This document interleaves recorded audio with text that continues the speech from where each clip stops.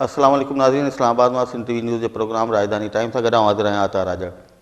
नहीं असां पंहिंजो जेको हिन प्रोग्राम में ॻाल्हाईंदासूं जेको कल्ह chief justice of Pakistan senate में वियो आहे क़ाइदे जेको ऐवान बाला आहे पार्लियामेंट जो, ऐं तारीख़ में पहिरियों भेरो थियो आहे जो कंहिं चीफ जस्टिस जेको ऐवान बाला आहे उनखे ख़िताब कयो हुजे।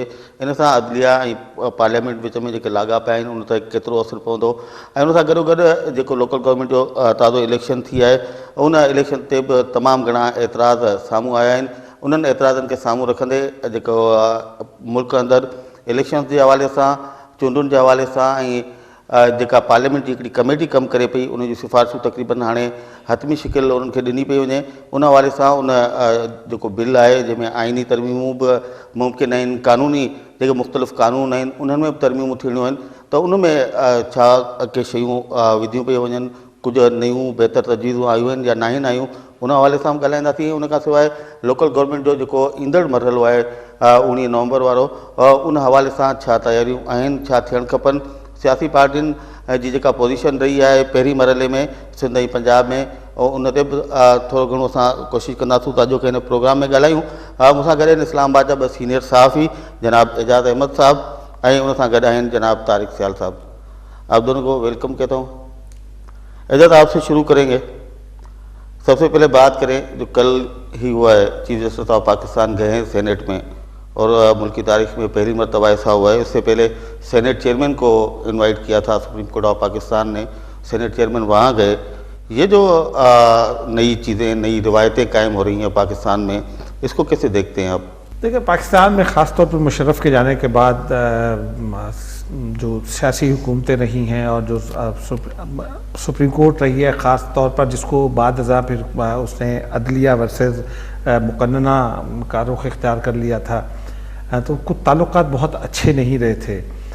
इफ्तिखार चौधरी की जब सुप्रीम कोर्ट के वो चीफ जस्टिस थे तो उस वक्त पाकिस्तान पीपल्स पार्टी की हुकूमत थी और पाकिस्तान पीपल्स पार्टी और इफ्तिखार चौधरी के ताल्लुकात की नौयत बहुत संजीदा थी। फिर जिस तरह से इफ्तिखार चौधरी ने बहुत सारे मामलात को आउट ऑफ द वे जाकर उठाया, तो उससे सियासी क़यादत को ये लगता था कि शायद उसे दीवार के साथ लगाया जा रहा है।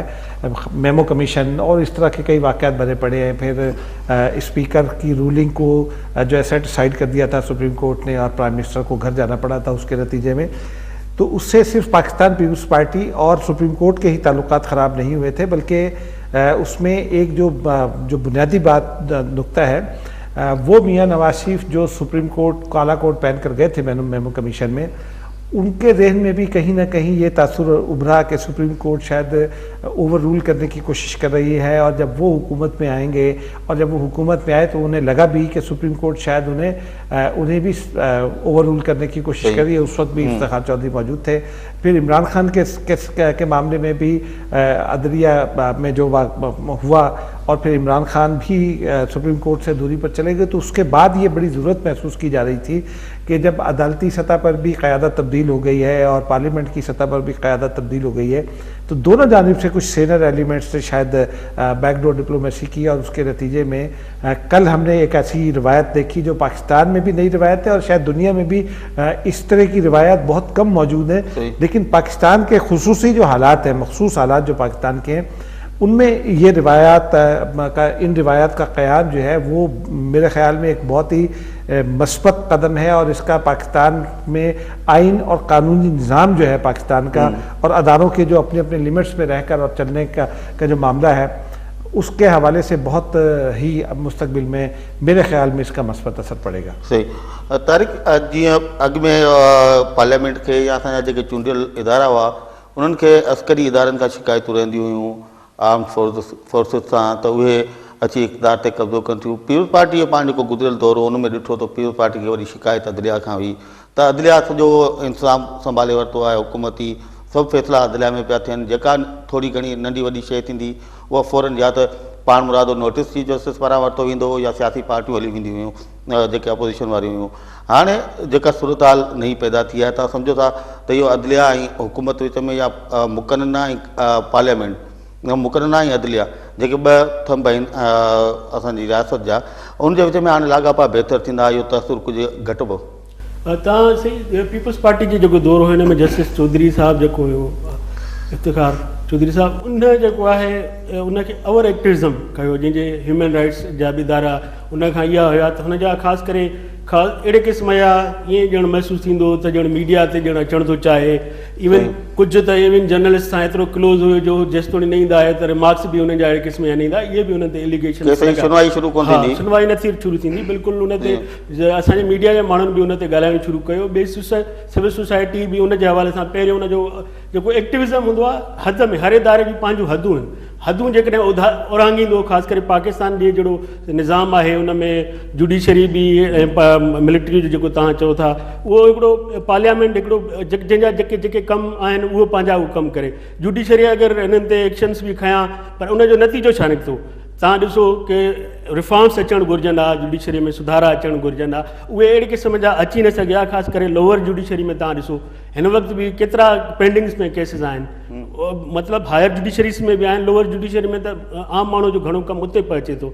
उते ॾिसो था कल्ह जीअं चीफ जस्टिस साहब पाण ई चयो त जेको 80% तक़रीबन जेको आहे इहे जिरगा था थियनि या मुख़्तलिफ़ ॿिया जेके आहिनि जेको हिकिड़ो निज़ाम आहे उन जे तहत इहे फ़ैसिला था थियनि। जेकॾहिं जुडिशरी उन वक़्तु हिकिड़ो सुनहरी मौक़ो हुयो चौधरी साहब खे, उन खां पोइ कुझु इन में हिकिड़ी तब्दीली अचण थी। जस्टिस ज़ीलानी जॾहिं आयो उन माना इहे सो मोटो एक्शन्स एतिरा न खयां या माना हुन थोरो जुडिशरीअ खे जेको कमु हुयो पंहिंजो उन जे तरफ़ माना ओवर एक्टिविज़म खां एक्टिविज़म जेको आहे उन जे तरफ़ आहिस्ता आहिस्ता पंहिंजे माना हुन में लिमिटेशन में आणण जी कोशिशि कई। हाणे हीअ चीफ जस्टिस साहब जेको आहे कल्ह हिकिड़ो सुठो इहो क़दम खयों आहे जो माना सीनेट जे चेयरमैन रज़ा रब्बानी साहब जे हुनजे दावत ते पहिरियों रज़ा रब्बानी साहब बि उते वियो हुयो जुडिशल कमीशन में, हुन उते ॻाल्हि ॿोल कई हुई। इन खां पोइ हीउ जेको हीउ सुठो क़दम आहे पाकिस्तान जे लाइ। हर इदारो पंहिंजे हदुनि में जेकॾहिं कमु कंदो उहो बहितरु आहे, पाकिस्तानी जमहूरियत लाइ बहितरु आहे। मिलिट्री बि पंहिंजे हदुनि में कमु करे त बहितरु आहे। हिन वक़्तु मिलिट्री जो या ॿियो ॾिसो था एस्टेब्लिशमेंट जो जेको आहे उहो किरदारु वधंदो पियो वञे। नवाज़ शरीफ़ जेको आहे बैकफुट ते हली वियो आहे। हाणे ॾिसो जीअं त अॻ में ई जेको आहे फॉरेन पॉलिसी जेका हूंदी उहो उन में ख़ासि करे डिफेंस पॉलिसी जेका आहे उहा अॻ में ई उन्हनि वटि हूंदी, उनजा फ़ैसिला उहे कंदा हुआ। पोइ इंडिया ऐं अमेरिका जे हवाले सां लाॻापनि जे हवाले सां मिलिट्री जो वॾो अहम किरदारु हूंदो ऐं तक़रीबन डिसीजन मेकिंग में उन्हनि जो हलंदी हुई। पर हिन वक़्तु ॾिसो था त दाख़िला पॉलिसी बि उन्हनि जे हथ में अची वई आहे। फॉरेन पॉलिसी में ॾिसो था कोई अहिड़ो क़िस्म जो जेको आहे फॉरेन मिनिस्टर फुल टाइम न आहे, प्राइम मिनिस्टर साहब पाण आहे, एडवाइज़र्स आहिनि, उन्हनि जी पाण में टग ऑफ वार रसाकशी लॻी पई आहे। कॾहिं को जेको आहे कहिड़ा बयान थो ॾिए, कॾहिं उनखे को वरी ॿियो थो चवे त न इहा ॻाल्हि न आहे। त इहा जेको फॉरेन पॉलिसी हूंदी आहे उनजो तमामु अहम किरदारु हूंदो आहे। ॾिसो तव्हां यूनाइटेड नेशन जेका हाणे थी वियो आहे ह्यूमन राइट्स जी काउंसिल में पाकिस्तान जेको आहे फस्ट टाइम हाराए वियो आहे। ॾिसो तव्हां उनजी जेको आहे गल्फ जा मुल्कनि सां तालुकात पाकिस्तान जा ख़राब थी विया, उनजे करे जेको आहे पाकिस्तान खे केॾो नुक़सानु पहुतो। माना फस्ट टाइम माना हिस्ट्री में पाकिस्तान उतां हाराए चुको आहे। त इन जे लाइ इहो ज़रूरी आहे त पंहिंजो इदारा जेको आहे प्रोफेशनलिज़म हुजे, हर इदारो पंहिंजे हदुनि जे अंदरि कमु करे। ये रिवायत सिर्फ रिवायत की हद तक रहनी चाहिए और ये मामला इस कदर दोनों को करीब नहीं आना चाहिए कि मुस्तकबिल में फिर आवाम की बड़ी तादाद ये कहने लगे कि जी जजेस और सियासतदान मिल गए हैं और ये मिलकर अब इस मुल्क को नुकसान पहुंचा रहे हैं। तो इस बात से बिल्कुल गुरेज करना चाहिए और दोनों अदारों को एक दूसरे पर ओवर रूल नहीं करना चाहिए और एक दूसरे की अथॉरिटी को तस्लीम करना चाहिए। और हर अदारे को जैसे अभी इन्होंने तारिक ने कहा है कि ये बहुत दुरुस्त इन्होंने पॉइंट आउट किया है कि जब मुस्लिम लीग नून ने ये तासुर दिया है कि बहुत ज़्यादा अच्छे ताल्लुकात हो गए हैं और दोनों अदारे फ़ौज और हुकूमत एक पेज पर हैं, तो वो उस पेज पर जिस पर हुकूमत भी खड़ी है लेकिन उस पेज की ज़्यादा जगह पर एस्टेब्लिशमेंट ने कब्जा कर रखा है। ताज़ा मिसाल आपकी नेशनल सिक्योरिटी काउंसिल है जहाँ एस्टेब्लिशमेंट को ये बर्दाश्त नहीं हो सका कि सरदार अजीज जैसा एक सेनर बहुत सेन सिविलियन जो है वो वहाँ मौजूद हो, अब उनकी जगह उनका अपना आदमी आ गया। सही नहीं, एजाज भाई ये पूछना चाह रहा था कि ये जो कुछ दिन पहले ही जो पार्लियामानी कमेटी थी जजेस के तकर्रुर के मतलब उन्होंने कहा था कि अब हम इस कमेटी में नहीं बैठेंगे, ये सिफारिशात जो अदलिया की तरफ से आती हैं वो नहीं सुनेंगे, इसमें तरमीम होनी चाहिए। चीफ जस्टिस साहब जो कल गए हैं सेनेट में, उसके बाद आप समझते हैं कि जो जजेस की तकर्रुरी के हवाले से जो रिजर्वेशंस हैं पार्लियामेंट को, हमारी मुख्तलिफ सियासी जमातों को, वो हल होने में कोई मदद मिलेगी? देखिए, इसमें हमें थोड़ा सा तारीख को देखना होगा। हमारे यहाँ जो लोग जज बनते हैं उनकी अक्सरियत वो होती है जो वकील के तौर पर बहुत ज़्यादा कामयाब नहीं हो पाते हैं। लॉ की अंडरस्टैंडिंग एक अपनी जगह होती है, लेकिन हमारे यहाँ जजेस ने ख़ास तौर पर पिछले 60 साल में, कोई एक जज नहीं लेकिन जजेस की अक्सरियत ने ये तासुर पुख्ता किया है हमेशा कि जी हम इंसाफ करने के लिए बैठे हैं। जजेस का काम इंसाफ करना नहीं है, जज का काम है शवाहिद की रोशनी में फ़ैसला देना। इसीलिए जब जज शवाहिद की रोशनी में फ़ैसला देते हैं तो एक फरीक उसको तस्लीम करता है और दूसरा नहीं करता। अपील का निज़ाम इसीलिए कायम हुआ है कि जज के शवाहिद की रोशनी में जज के फैसले पर जिसको भी कोई एतराज़ है वो एतराज़ दूर हो जाए। इंसाफ करना हुकूमत का काम है, समाजी इंसाफ करना हुकूमत का काम है। अदलिया का काम उस समाजी इंसाफ पर चेक रखना है, उन ज़्यादतियों पर चेक रखना है, लेकिन साथ साथ कानून और इंसाफ, कानून और आइन के मुताबिक शवाहिद देखकर फैसले करना है। तो मैं ये समझता हूँ कि जजेस की अपनी भी इस वक्त तक ये ख्वाहिश है।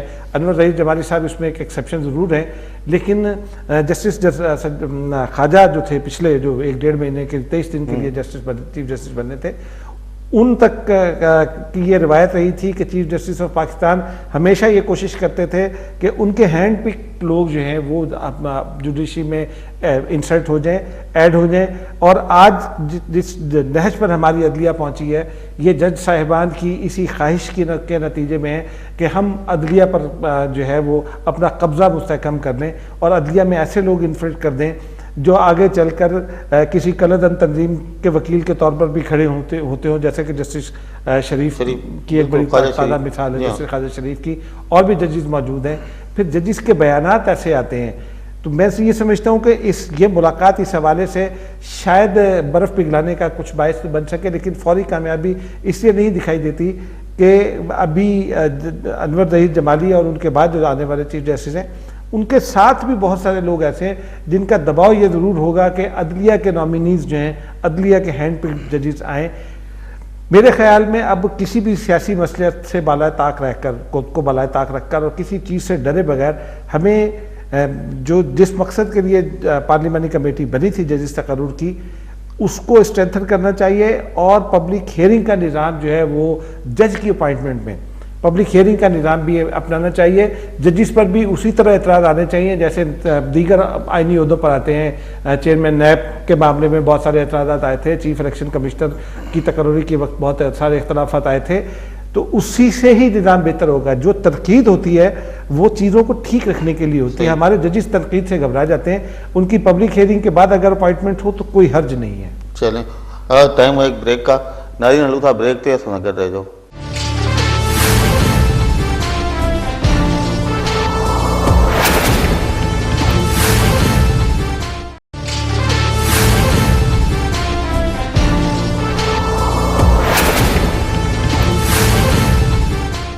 नाज़रीन प्रोग्राम में ॿीहर भलीकार। तारिक, हिकिड़े पासे पाण ब्रेक खां अॻु में जिन शयुनि ते डिस्कस करे आयासीं, ॿिए पासे लोकल गवर्नमेंट जो जेको इलेक्शन हाणे सिंध में पंजाब में थियो, उन जो पहिरियों मरहलो, उन में बि तक़रीबन जेके ऑब्ज़र्वर्स हुआ उन्हनि उही सिफ़ारिशूं ॾिनियूं। उन्हनि चयो त 2013 जे इलेक्शन में जेके ख़ामियूं हुयूं, कोताहियूं हुयूं, उहे साॻियूं ख़ामियूं कोताहियूं हिन इलेक्शन में बि नज़र आयूं आहिनि। यानी कि निशानदेही जे बावजूदि न इलेक्शन कमीशन उन खे बहितर करण लाइ को क़दम खयो आहे, न हुकूमत, वफ़ाक़ी हुकूमत हुजे, सूबाई हुकूमत हुजे या इंतज़ामिया हुजे ज़िले सतह ते, उन्हनि खे क़दम खयां हुजनि त उहे ख़ामियूं ख़तमु कजनि। तव्हांखे ख़बर आहे पार्लियामेंट जी हिकिड़ी कमेटी कमु करे पई चूंड सुधारनि ते। त ओवरऑल तव्हां छा था सम्झो, हुकूमत जो या इलेक्शन कमीशन जो इहो इरादो ई कोन्हे त कोई इन्हनि शयुनि खे बहितर कजे, चूंड निज़ाम अहिड़ो हुजे जिते घटि में घटि आङुरियूं खजनि, या हुननि जे पारां कोशिशि थिए पई पर के ॿियूं दुनियूं आहिनि जेके रुकावटूं पैदा थियूं कनि? इलेक्शन में अॻु में बि जीअं 2013 जी तव्हां ॻाल्हि कई, उन में बि काफ़ी जेके अहिड़े क़िस्म जा मसइला आया। हिन दफ़े बि ही जेके लोकल इलेक्शन्स आहिनि उन में अञा वधीक जेको आहे सो त घर घेटीअ जो हर माना ॻोठ जो माण्हू हूंदो आहे इनवॉल्व। त हिननि इलेक्शन में त अञा वधीक माना हिन दफ़े जेकॾहिं सिंध में ॾिसो तव्हां दराज़ा वारो वाक़ियो थी वियो, तमामु अनफॉर्चुनेट वाक़ियो थी वियो। उन ओवरऑल न त ॾिसो तव्हां त पंजाब में बि कुझु वाक़िया आया, पर पंजाब में रिलेटिवली पुरमन क़िस्म जो, या ख़ैबर पख्तूनख्वा में चूंडूं थियूं त उते तक़रीबन 27 माण्हुनि जेको आहे उन में मारिजी, माना बिल्कुलु मारिजी आहे। ऐं सिंध में जेको इहो वाक़ियो न थिया त रिलेटिवली असां चवां त पुरमन रहियो इहो वाक़ियो थियो। ऐं हिन जा जेके इन्वॉल्व आहिनि उन्हनि खे पकड़णु घुरिजे, सिंध गवर्नमेंट जी रिस्पॉन्सिबिलिटी आहे, उन्हनि कमीशन बि ठाही आहे। ॿियो बुनियादी तौर ते जेके हिकु त जेके माण्हू आहिनि उन्हनि खे सिखिया प्रॉपर हुजणु खपे। ॿियो एजेंट्स बि पॉलिटिकल पार्टीज़ जा बि उहे सही नमूने सां ट्रेंड न हूंदा आहिनि। इलेक्शन में हाणे ई काफ़ी टाइम खां पोइ लोकल इलेक्शन थी आहे त अहिड़े क़िस्म जी जेके ट्रेनिंग्स वग़ैरह एजेंट्स खे मिलणु घुरिजे। हिन दफ़े के ख़ासि एॾियूं ट्रेनिंग्स जेको अमलो हुयो उनजो बि न थी सघियूं ऐं सिंध में जेको आहे उस्तादनि कुझु तंज़ीमनि बाइकॉट बि कयो, उनजो फैक्टर बि छो त उस्तादनि खे वधीक। ॿियो इलेक्शन कमीशन सॼी डिपेंडेंट आहे गवर्नमेंट ते, छो त उनखे फाइनेंशियल एटोनॉमी आहे, को न माली एटोनॉमी न आहे। ज़ाहिर आहे हर शइ जे लाइ उहो गवर्नमेंट ॾे ॾिसणो थो पए, उन जे लाइ हिकु बजट बाक़ाइदा मुख़्तसिर थियणु घुरिजे त ही हुननि जे हवाले हूंदी। हर इलेक्शन में हाणे आयो त साईं पंजाब हिन जेको आहे गवर्नमेंट जेको हाणे मुख़्तस करे छॾी इलेक्शन जे लाइ, ईअं न हुजणु घुरिजे। गवर्नमेंट जे लाइ जेको आहे इनखे फाइनेंशियल एटोनॉमी हुजणु खपे ऐं इलेक्शन कमीशन जो जेको रोल आहे उहो बि इलेक्शन कमीशन पाण हिन दफ़े ॾिसंदो हूंदो त तव्हांखे एॾो को ख़ासि रोल इलेक्शन कमीशन जो तव्हांखे न नज़र आयो। हुननि ठाहिया पंहिंजो जेको आहे मॉनिटरिंग रूम वग़ैरह ठाहिया, पर अहिड़े क़िस्म जा एक्शन हुननि जे तरफ़ां नज़र न आया। वायलेशन मुख़्तलिफ़ थींदियूं रहियूं, सिंध में बि थियूं, पंजाब में बि थियूं। उनजे अॻ में कोई अहिड़े क़िस्म जो को एक्टिव कोई हिकु अधु जेको आहे हुननि एक्शन खयां। कुझु जाइनि ते इलेक्शन हुननि मुलतवी बि कई आहे। ॾिसो तव्हां किन जाइनि ते त हुननि जा जेके चूंड निशान बि उमेदवारनि जा नज़र न पिया अचनि। पोइ उनखां पोइ इलेक्शन ग़लति कुझु जाइनि ते ग़लति जेको आहे, या सिंध जो CM जंहिं पोलिंग ते जेको रिपोर्ट्स आयूं आहिनि उते वियो आहे त उन जेको इलेक्शन अमल उन खां अॻ में बंदि सॼो ॾींहुं तक़रीबन माना बंदि रहियो आहे। जेसि ताईं साईं जन पातार मुंहिंजे ख़्याल 6 बजे लाइ घणे वज़ीर आज़म साहब बि जेको आहे बिलावल भुट्टो वियो आहे त उहे पोलिंग रोकी छो वई आहे। जिते ॿियनि मुल्कनि में ईअं थिए पियो इलेक्शन थींदियूं आहिनि त उते वज़ीर आज़म हुजे केरु बि हुजे त उहो पंहिंजो जेको आहे लाइन में बीहंदो आहे, लाइन में नथा बीहारियो कम अज़ कम पोलिंग जो अमल त न रोकियो न। ऐं ॿियो वज़ीर आज़म जे सिंध जे हवाले सां काइम अली शाह जे ख़िलाफ़ जे हवाले सां शायदि हुननि एक्शन वरितो आहे। बाक़ी जेको आहे वज़ीर आज़म जे हवाले सां कोई हुननि एक्शन न वरितो आहे। इन मां लॻे थो त इलेक्शन कमीशन वटि एतिरा अख़्तियार न आहिनि, या इलेक्शन कमीशन इन माना जेको आहे हिन में मूड में न आहे। ऐं इलेक्शन कमीशन जो हिकिड़ो एक्टिव रोल हुजणु खपे जीअं इंडिया में हूंदो आहे। ॿियो इवन तव्हां ॾिसो सिंध सखर में हिकिड़ो वाक़ियो थियो, उतां जे जेको आहे रिटर्निंग ऑफिसर जेको पिचुओ साहिबु हुयो, नईं पिचुओ, उन ईअं चयो त माना उन जो बयानु आयो, मीडिया बि कोर्ट खे मीडिया सां बि ॻाल्हायो त कुझु पोलिंग स्टेशन ते जेको आहे ख़तरो आहे। GL शाह पोलिंग हुई, ॿिए बि हिकु अधु पोलिंग हुई, 4-5 पोलिंग जा नाला खयां त उन्हनि ते ख़तरो आहे, फ़ौज जी रेंजर्स जी ज़रूरत आहे। पर हुतां जो जेको हुयो पंहिंजो DPO हुयो, उनजो बयानु आयो हिकिड़ो माना हुन चए पियो हो जेको आहे पिचुओ साहिबु डिॼी वियो आहे जेको आहे, या हुनखे माना माण्हू ॾिठा आहिनि घणा। हाणे अहिड़े क़िस्म जो हाणे मां हिन मां लॻे पियो त हू त मातहत न इलेक्शन कमीशन जे हुजणु खपे, उन्हनि खे इख़्तियार हूंदा आहिनि इलेक्शन कमीशन खे, उन्हनि जे हेठां हू मातहत न पिया लॻनि। हुननि जो जेको आहे जेको एडमिनिस्ट्रेशन वारनि जो हिकिड़ो हिकिड़े क़िस्म जो मूड हूंदो आहे, या हिकिड़ो अथॉरिटी हूंदी आहे, उन्हनि जी नज़र पई अचे। हालांकि इलेक्शन कमीशन जी नज़र अचणु घुरिजे आहे, उनजे हवाले सां बि पावर हो आहे, उहो पाण तलब करे पियो सघे हो DRO या RO, उहो त इख़्तियार आहिनि इलेक्शन लास्ट त उन्हनि खे। उहो ॾिसो न, तव्हां ॾिसो हीअ हाणे मोस्टली जेके अमलो आहे गवर्नमेंट जो आहे उहो सिंध गवर्नमेंट जे मातहत या वफ़ाक़ी हुकूमतनि जो हूंदो आहे। पोइ इहे अॼुकल्ह जो माहौल अहिड़ो आहे, उहे डिॼी था वञनि पंहिंजी नौकरियूं बचाइण लाइ। पहिरियां बि कुझु अहिड़े क़िस्म जा वाक़िया थिया, या पंजाब में बि कुझु वाक़िया थिया, कुझु थफ़ा लॻियूं आहिनि, उन्हनि में बि ॾिसो तव्हां अपोज़िशन वारा गिरफ़्तार थिया आहिनि। बाक़ी अहिड़ो को तव्हांखे ॿियो इन जे ख़िलाफ़ एक्शन को नज़र न पियो अचे। सही वही बात कि 2013 के इलेक्शन पे में धांधलियों को बुनियाद बना के इमरान खान साहब ने इतनी बड़ी तहरीक चलाई, जुडिशल कमीशन बना, उसने कुछ खामियों की कोताहियों की निशानदेही भी की। लेकिन सियासी पार्टियों को अगर हम देखेंगे तो लोकल गवर्नमेंट के इलेक्शन में उनके जो पोलिंग एजेंट्स बैठे हुए थे, ज़ाहिर है वो पूरा मुशाहिदा करते हैं पोलिंग का। सुबह जब शुरू होती है, आखिर में जब वोटिंग ख़त्म होती है, गिनती होती है, हर चीज़ उनके सामने हो रही होती है। लेकिन कई जगहों से रिपोर्ट हुआ है कि पोलिंग एजेंट्स ने एतराज़ात ही नहीं किए, हालांकि काफ़ी काबिल एतराज़ चीज़ें भी थीं। तो सियासी पार्टियों ने भी अपना किरदार अदा नहीं किया। इलेक्शन कमीशन का जो स्टाफ था उनमें भी काफ़ी जगहों पर ये नज़र आया कि उनकी प्रॉपर ट्रेनिंग नहीं हुई है। जो इलेक्शन लॉज हैं उन पर भी अमल काफ़ी जगहों पर होता हुआ नज़र नहीं आया। तो ओवरऑल कैसे मामला बेहतर होगा, क्या होना चाहिए?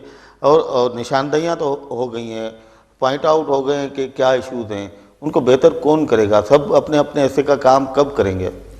देखिए, ये जो खामियों की सियासी सतह पर पॉइंट आउट हुए ना, वो उस दबाव की वजह से हुआ जो धरने की वजह से आया था। उसके बाद फिर हुकूमत ने एक आइनी इंतखाबी इस्लाहात कमेटी बनाई, वो कमेटी काम किए चले जा रही है और उसका काम अभी तक ख़त्म नहीं हो रहा। सही। मेरी ज़ाती राय में कोई भी सियासी जमात हो, ख़ास तौर पर जो पंजाब से आने वाली सियासी जमातें हैं, इनको ये सूट नहीं करता कि ये इंतखाबी इस्लाहात जो है ये वाकई नाफिजुल अमल हो जाए। इसलिए कि पंजाब का कल्चर जो है वो माजा कल्चर है, और मैं हालांकि ख़ुद भी पंजाबी स्पीकिंग हूँ, लेकिन इस बात को तस्लीम करता हूँ कि पंजाब का कल्चर जो है वो एक उसमें हर आदमी ज़ोर ज़बरदस्ती जो है वो जीतना चाहता है, वो अपनी बात मनवाना चाहता है, लेकिन ज़ोर ज़बरदस्ती और जमहूरियत हमारे रवैयों में नहीं है, ख़ास तौर पर पंजाब में। दूसरी जो अहम बात है, मतलब अभी जैसे तारिक ने सिंध का तस्करा किया, इसमें एक चीज़ हम सब लोगों के समझने की है कि इस इलेक्शन में भी इंतज़ामात वो होना थे जो इलेक्शन कमीशन ने कहने थे। रिटर्निंग अफसर ने क्या कहा और DCO ने क्या कहा, ये इरेलीवेंट बात है। रिटर्निंग अफसर को अगर ये ज़रूरत थी और वो ये महसूस कर रहा था, तो उसको ये चाहिए था कि वो अपने इलेक्शन कमीशन को लिखता, और इलेक्शन कमीशन वहाँ फ़ौज तैनात कर दी, फ़ौज अवेलेबल थी, और ISPR ने ये कहा था कि फ़ौज इलेक्शन कंडक्ट नहीं कराएगी, लेकिन सेंसिटिव प्लेसेस पर जहाँ इलेक्शन कमीशन कहेगा वहाँ हम मौजूद होंगे। तो ये इलेक्शन कमीशन का फॉल्ट है। इन इलेक्शंस में भी और माजी के इलेक्शन में भी हमने ये देखा है कि इंतखाबी इस्लाहात की तो जहाँ ज़रूरत है, वहाँ इलेक्शन कमीशन में बुनियादी तौर पर स्ट्रक्चरल चेंजेस की ज़रूरत है। एक तो जो मेंबर्स की नॉमिनेशन का तरीक़ाकार है वो ज़रा ज़्यादा बेहतर बनाने की ज़रूरत है उसको। फिर मेंबर्स की तैनात का क्राइटेरिया कि कौन आदमी मेंबर हो सकता है। हम हमेशा रिटायर्ड जजेस को तैनात कर दिया करते हैं यहाँ। रिटायर्ड जजेस जो हैं वो सिर्फ अपने अपने हिसाब से काम करते हैं। उनको वो तो सिर्फ रिटायरमेंट के बाद उनको रिटायरमेंट के बाद के पर्क्स एंड प्रिविलेजेस भी अवेल करना होते हैं। इलेक्शन कमीशन के जो मेंबर्स हैं, मेरी राय में वो एक सर्विस कैडर के होने चाहिए, सर्विस कैडर के हों, उनकी रिटायरमेंट हो, और उस रिटायरमेंट के बाद उनको किसी और जगह आप तैनात कर दें, इलेक्शन कमीशन में ना रखें। उससे उनको ये पता होगा कि हमारे पास ये जो पर्क्स एंड प्रिविलेजेस हैं ये सिर्फ इस हद तक हैं, अगर हम यहाँ से आगे गए तो ये ख़त्म हो जाएंगे। कुछ शराइत के साथ होने चाहिए। दूसरा ये है कि इलेक्शन कमीशन को मेरे ख्याल में वो इख्तियारात मिलने चाहिए जो इंडिया में हैं। जब इंडिया में इलेक्शन अनाउंस हो जाते हैं तो जिस स्टेट में इंतखाबात का ऐलान हो चुका होता है, इंतखाबात के ऐलान के बाद वहाँ कोई PN भी तब्दील नहीं हो सकता चीफ इलेक्शन कमिश्नर की मर्जी के बगैर। रियासत को अगर ज़रूरत होती है, स्टेट को अगर ज़रूरत होती है, तो वो फिर इलेक्शन कमीशन को लिखती है कि जी हम इन लोगों को तब्दील करना चाहते हैं। इलेक्शन कमीशन उसकी जांच पड़ताल करने के बाद मंजूरी देता है या उसको उस दरख्वास्त को मुस्तरद कर देता है। तो वो इख्तियारात हासिल होने चाहिए इलेक्शन कंडक्ट करने के लिए जो इंडिया हमारे नेक्स्ट डोर नेबर है। अगर हम वो इख्तियारात दे दें और इलेक्शन का ये जो प्रोसेस है ये हॉल्ट ना हो, अगर हम इसको एक कॉन्स्टिट्यूशनल कवर दे दें कि इसकी सज़ा मुकर्रर कर दें अगर इलेक्शन ना हो, कौमी असम्बली के, सेनेट के, सूबाई असम्बलियों के और बल्दियाती इलेक्शन, तो उस प्रोसेस में ये जो अभी खामियां सामने आई हैं जो ट्रेनिंग के हवाले से, अगर वो प्रोसेस चलता रहेगा और मुद्दत हमने बहुत रखी हुई है, मुद्दत हम थोड़ी कम कर दें, तो कम मुद्दत के बाद जब इंतखाबात होते रहेंगे तो वो ट्रेनिंग खुद ब खुद माशरे की भी हो जाएगी, और जो लोग पोलिंग एजेंट बनते हैं, पोलिंग ऑफिसर्स बनते हैं, उनकी भी वो ट्रेनिंग हो जाएगी और उनको भी ये समझ में आ जाएगी कि किस तरह से कंडक्ट करना है। नहीं देखिए ना, चीफ इलेक्शन कमिश्नर का जो तकर्रुर है उस पर भी एतराज़ात हैं कि वो सिर्फ अपोजिशन लीडर और जो कायदे अवान है वो मिलकर क्यों करते हैं। इसी तरह जो सूबों से मेंबर्स आते हैं वो सूबाई हुकूमत की नामिनेशन होती है, उस पर भी एतराज़ात हैं। तो क्या तरीक़ेकार ऐसा होना चाहिए? इस तरह की कोई तजवीज़ आपके सामने आई है जो पार्लियामानी कमेटी के सामने पेश की गई हो किसी सियासी पार्टी की तरफ से, सिविल सोसाइटी की तरफ से?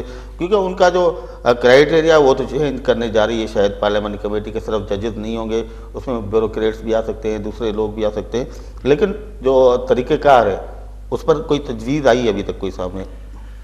देखें, जो मौजूदा जो प्रोविज़न है ना आइन की, उसके तहत जो चीफ इलेक्शन कमिश्नर है उसकी तकर्रुरी अगर प्राइम मिनिस्टर और लीडर ऑफ द अपोजिशन नहीं इत्तफाक करते तो वो नाम दोनों की जानिब से जो तीन नाम हैं वो भेज दिए जाएंगे एक कमेटी को।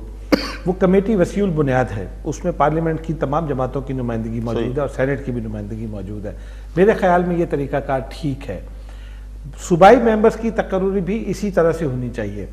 अभी हमने प्रैक्टिकली ये देखा कि जब जस्टिस सरदार रज़ा खान का नाम आया इस ओहदे के लिए, तो इन तमाम नामों पर कायदे हिज़्ब इख्तिलाफ ने PTI समेत अबू सिंध जमातों से मुशावरत की। उससे पहले तसद्दुक़ जिलानी साहब का नाम था, उससे पहले राना भगवान दास साहब का नाम था। इन सब पर मुशावरत होती रही, मुसलसल मुशावरत होती रही, और हर मामले पर मसलन तसद्दुक़ जिलानी के बारे में और कोई एतराज़ नहीं था। सिर्फ ये एतराज़ था कि जी वो उनके एक भाई जो हैं वो अमेरिका में पाकिस्तान के सफ़ीर हैं।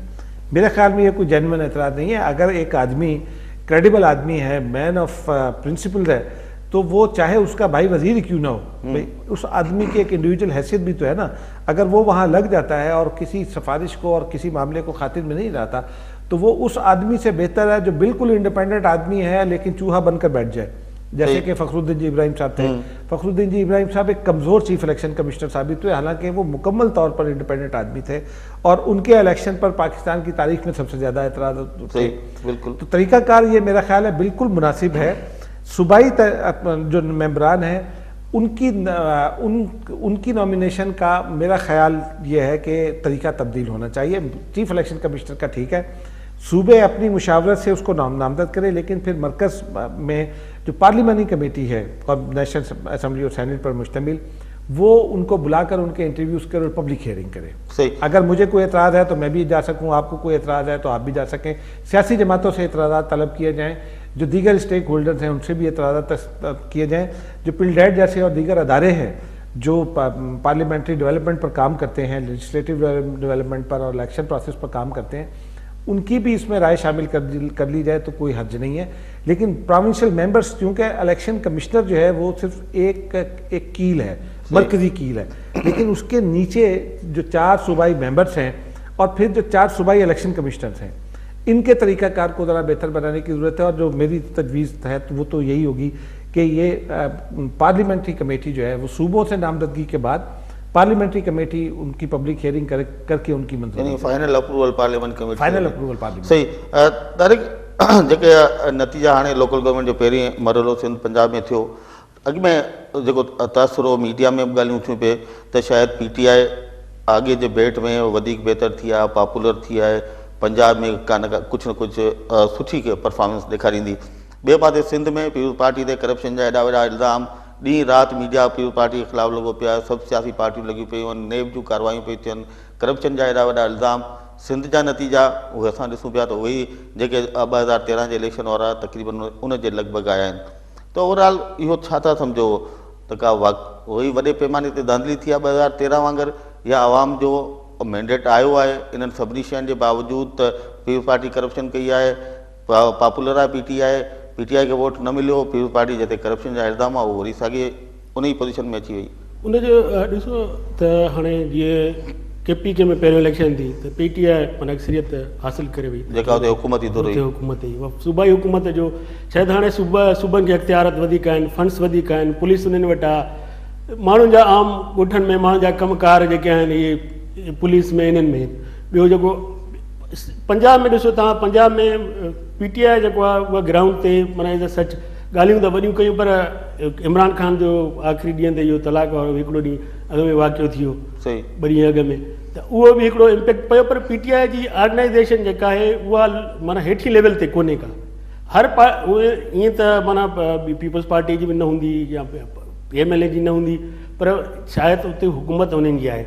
PTI काफ़ी जाइनि ते उहे उम्मीदवार में बीहारे सघिया। पीपल्स पार्टी जी पोजीशन तव्हांखे ख़बर आहे त पंजाब में छा रही आहे, लाला मूसा में जेको आहे कायरा साहब जे इलाइक़ो हुयो, उतां कुझु जेको आहे जेको सदर आहे उतां जो पीपल्स पार्टी जो, उन जे इलाइक़े उकाड़ा मां जेको आहे वटू साहब जे इलाइक़े मां कुझु सीट्स कटियूं आहिनि। माना न त तव्हांखे उते माना को ख़ासि नज़र नथी अचे पीपल्स पार्टी जो काफ़ी माना कमज़ोरियूं आहिनि उते पंजाब में। हिकु त तंज़ीम खे हाणे वटू साहब खे जियालनि पहिरियां बि क़बूल न कयो, उते 13 में रती जा असांजे अॻियां आहिनि। ऐं पीपल्स पार्टी जेका आहे सिंध में छो त ॿियो अल्टरनेटिव माण्हुनि सां मिली न सघियो आहे। हिन महिल थोरी असां बि माना ॻाल्हियूं कंदा आहियूं, तव्हां बि ॻाल्हियूं कंदा हूंदव, मीडिया जा ॿिया दोस्त बि ॻाल्हियूं कनि था त उते गवर्नेंस सुठी न आहे, वाक़ई गवर्नेंस सुठी न आहे। तव्हांखे को बि शहर ॾिसो, कोई बि असांखे को तालुके लेवल ते यूनियन काउंसिल लेवल ते ज़िले सतह ते कोई बि असांखे साफ़ सुथरो शहर नज़र न ईंदो। सही। कराची कुझु बहितर आहे, भई ॿियनि शहरनि जी तव्हां हालत ॾिसो छा आहे, सिहत जो कोई बि इदारो, हिकु ॿ इदारा जेके न उनजे बावजूद पीपल्स पार्टी कीअं खटे वई? उन जो इहो करणु आहे न, असां ॻाल्हियूं त सभु कयूं था, पर असल ॻाल्हि इहा आहे त पॉलिटिकल पार्टियुनि जी इहा ज़िम्मेवारी आहे। पीपल्स पार्टी जे मुक़ाबले में ॿियूं पार्टियूं आहिनि, शायदि उहे उन्हनि खां वधीक न हलाइनि। सही। उन्हनि बि लोकल लेवल ते उहे बि डिपेंडेंसी उन्हनि जी बि आहे त इहे सरदार आहिनि, ॿिया वॾेरा आहिनि, इन्हनि ते था डिपेंड कनि। उन्हनि बि पंहिंजी तनज़ीम साज़ी बुनियादी लेवल ते न पहुचाई आहे, या लोकल लेवल ते उन्हनि बि एतिरो माण्हुनि सां जेको आहे उहे बि न मिली सघिया आहिनि। ज़ाहिर आहे पीपल्स पार्टीअ खे इहो एज त आहे त उन्हनि जी गवर्नमेंट आहे, सूबाई गवर्नमेंट आहे, उहो माण्हुनि उनखे जेको आहे सूबाई ॾिसनि था माण्हू त खटे केरु थो, अक्सर करे वोट माण्हू उनखे ॾींदो आहे, त जेको खटे केरु थो उनखे वोट ॾींदो आहे। अञा जनरल इलेक्शन्स में बि उहो ॾिसंदा आहिनि माण्हू, ॿियूं शयूं बि हूंदियूं आहिनि, बिरादरीज़म बि आहे ज़ाहिर आहे लोकल इलेक्शन ते, ॻोठदारी बि आहे, ऐं जो सरदारी निज़ाम बि असांजो हिकिड़ो सिंध में हिकिड़ो वॾो रुकावट बि आहे त असांजी तरक़ीअ में, उहो हिकिड़ो निज़ाम बि आहे, ज़ातियुनि जे बुनियाद ते बि सियासत हले पई। इहे काफ़ी फैक्टर्स आहिनि जेके पीपल्स पर अञा पार्टी ताईं पीपल्स पार्टी को मुतबादिल सिंध में नज़र नथो अचे, इन करे हिनमहिल पीपल्स पार्टी जेको आहे पीपल्स पार्टी जो को सही कुझु जाइनि ते कुझु जेको आहे लेफ्ट जी पार्टी AGP AWGR जेको आहे हिकु ॿ जेके सीटूं हुते खयूं आहिनि सिंध सही। में। चलो टाइम थियो ब्रेक जो, नाज़रीन हलूं था ब्रेक ते। ब्रेक खां मोटी अची असां ॻाल्हाईंदासीं जेको इमरान ख़ान कल्ह पेशावर में बयानु ॾिनो ऐं हिकिड़े सहाफ़ी सां जेका ॾंद चक उनजी थी। ओवरऑल इमरान ख़ान पंहिंजे ज़ाती इशूज़ ते केतिरो हसास आहे ऐं माज़ी में ॿियनि सियासतदान जे ज़ाती ज़िंदगी जे हवाले सां हू छा चवंदो रहियो आहे, उन ते ॻाल्हाईंदासीं। असां सां गॾु रहिजो।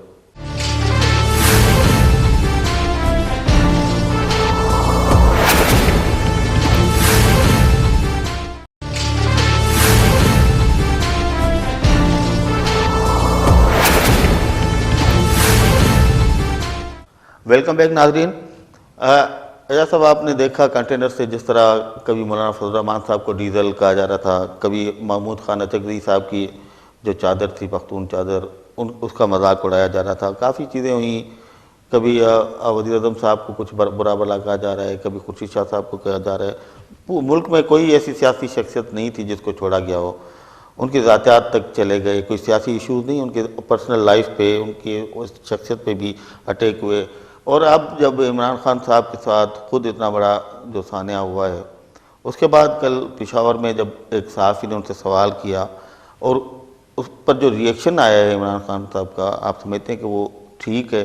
इस तरह ही सियासी जो हमारे लीडरशिप है उसको इसी तरह रिएक्ट करना चाहिए इन सवालात पर?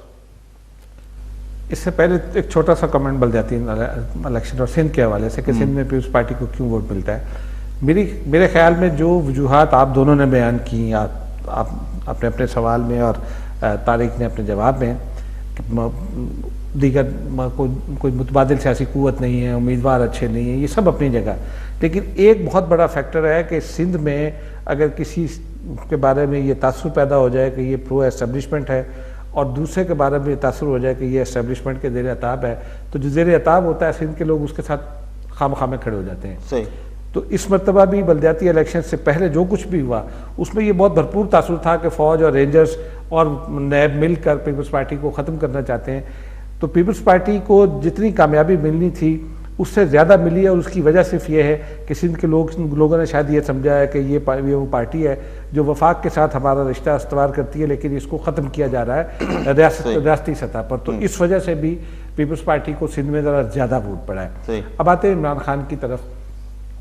ये बात ठीक है, मतलब इमरान खान को जब सियासत में वो आए थे तो शुरू में उनका लहजा काफ़ी शाइस्ता हुआ करता था, लेकिन फिर उनके बाद दानिश्वर दोस्तों ने, जिनमें से अब टीवी पर बैठकर बहुत सारे लोग इमरान खान की ज़बान को ओन ही नहीं करते, उन्होंने इमरान खान को ये समझाया कि जब तक आप गाली नहीं बकोगे तो पंजाब की सियासत में कामयाब नहीं होगे।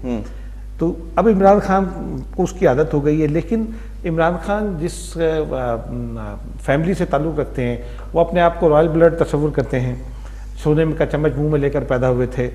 फिर जब शादी की तो यूरोप की एक एरिस्टोक्रेटिक फैमिली में शादी कर ली, और तो उनको तनकीद अपने ऊपर बर्दाश्त नहीं होती।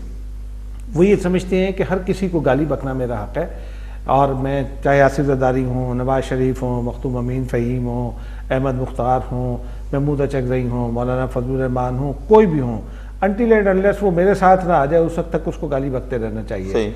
और यही वो काम करते रहे हैं। जर्नैलों के बारे में उनकी वीडियो आपने भी देखी होगी, मैंने भी देखी है।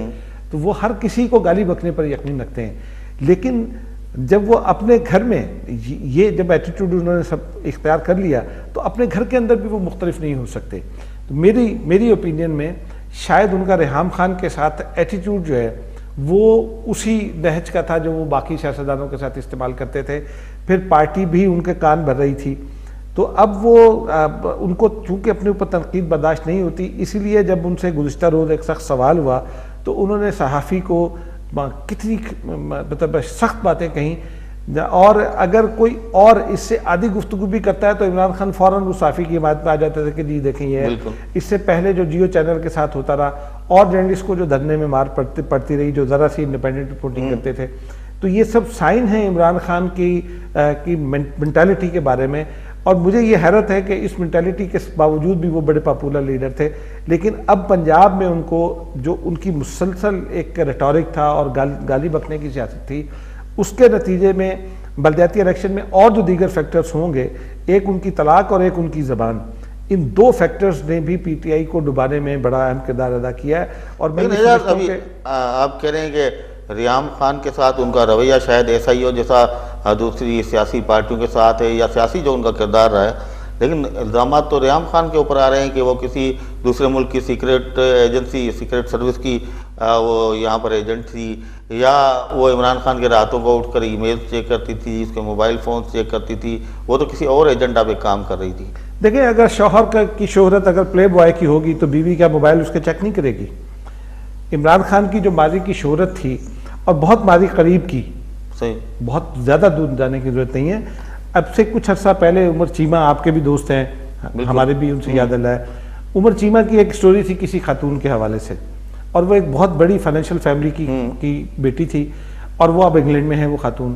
तो जब इस किस्म के स्कैंडल्स होंगे तो बीवी का ये राइट बन जाता है कि वो अपने आप को प्रोटेक्ट करे। इस हद तक तो वो ठीक था। बाकी वो किसी सीक्रेट एजेंसी की एजेंट थी, उन्होंने इमरान खान को थप्पड़ मार दिया, इस बात का गवाह कौन है? ना आरिफ निजामी साहब है, ना आप हैं, ना मैं हूँ, कोई भी इस बात का गवाह नहीं है। अभी तक वन साइडेड स्टोरीज ही हैं ये। बिल्कुल। और ये वो तमाम स्टोरीज हैं जो इमरान खान की साइड से लीक की जा रही हैं, उनके इर्द गिर्द जो उनके लोग मौजूद हैं उनकी तरफ से ये की जा रही है। अभी तक रेहाम खान की साइड से कुछ नहीं आया। अभी तक रेहाम खान की साइड से कुछ नहीं आया। और ये इमरान खान की वीकनेस ही थी कि जब रेहान खान ने लंदन के लिए फ्लाइट में बैठी तो फौरी तौर पर उन्होंने अपनी तलाक का मैसेज कर दिया। उनको ये डर था कि शायद रेहाम खान ही कहीं ये पोल ना खोल दें। तो इमरान खान बुनियादी तौर पर एक कमज़ोर आदमी है। अगर आप बिल्ली को दीवार के साथ लगा दें तो बिल्ली आपकी आंखों पर हमला करती है। तो इमरान खान भी उसी तरह के हैं कि वो आपकी फ़ौरन आप पर जवाबी हमलावर होते हैं ताकि वो उनको निकलने का रास्ता मिल जाए। तो इमरान खान पॉलिटिकली वीक हैं, इमरान खान सोशली भी वीक हैं और आइसोलेटेड हैं। इमरान खान चूँकि एक शाय आदमी है, लोगों से दूर रहने वाले आदमी हैं, लेकिन अपने अंदर भी वो अपनी ज़ात को वो सबसे ज़्यादा अहमियत देते हैं। अगर आप उनके साथ किसी नशिस्त पर बैठे, खाने की नशिस्त पर, तो वो बकौल हारून रशीद कि वो किसी और की परवाह नहीं करते और ख़ुद खाने पर झपट पड़ते हैं। तो जितनी तवज्जो वो अपने ऊपर देते हैं, चूँकि दूसरे के ऊपर तवज्जो वो नहीं दे पाते हैं, इसलिए वो ज़ाती ज़िंदगी में भी आगे नहीं बढ़ सकते हैं और सियासी ज़िंदगी में भी उनकी जो मुश्किलात की एक वजह है वो यही है क्योंकि वो अपने से साथ सबसे ज़्यादा मोहब्बत करते हैं और अपने साथ मोहब्बत की वजह से वो दूसरों के ख़िलाफ़ जब बात करते हैं तो तनकीद को गालियों की हद तक ले जाते हैं, लेकिन जब आगे से कोई सख्त सवाल आ जाए तो फिर भी वो गालियों पर उतर आते हैं। चलें, टाइम ख़त्म थिए तारिक साहब, आख़िर में जेको ही रवैयो आहे इमरान खान जो ऐं जेको तव्हां ॾिठो मक़बूलियत तमामु उरूज ते वञी पहुतो ऐं हाणे पंजाब जो जेको लोकल गवर्नमेंट जी इलेक्शन आहे उनजा नतीजा बि आया, त तव्हां सम्झो था त हाणे ज़वाल शुरू थिए पियो इमरान खान जो?